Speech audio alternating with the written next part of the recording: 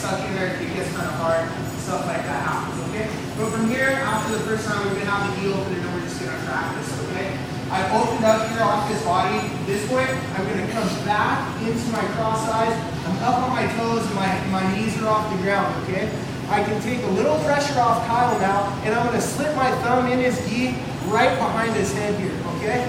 From here, I'm going to slip my hand over, and then I turn his face back the other way. Remember, I had his face turning this way with my shoulder adjusted.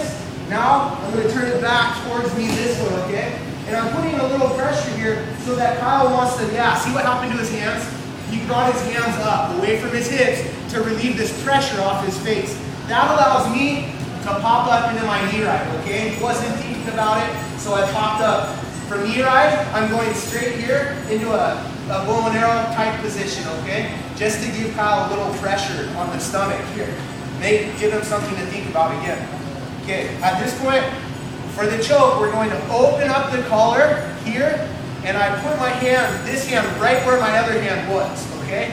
And I fold it back over, and I redo the bow and arrow type thing, bringing Kyle back into me with a bicep curl, okay? At this point, I can reinsert my thumb right next to my hand, okay? At this point, I'm driving into Kyle with my knees, driving in with my elbow. He wants to turn into me. He wants to, big time.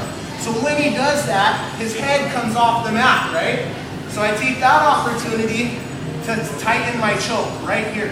Now I've got my elbows here, and I pinch my elbows close. My top elbow pushes down on the chest, and I start to choke here.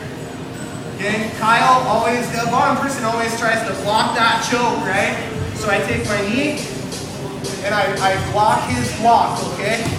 And then with my elbow pinned to the chest, I slide it to the ground, coming here for the choke, okay? And I'm going to wind up here, more perpendicular.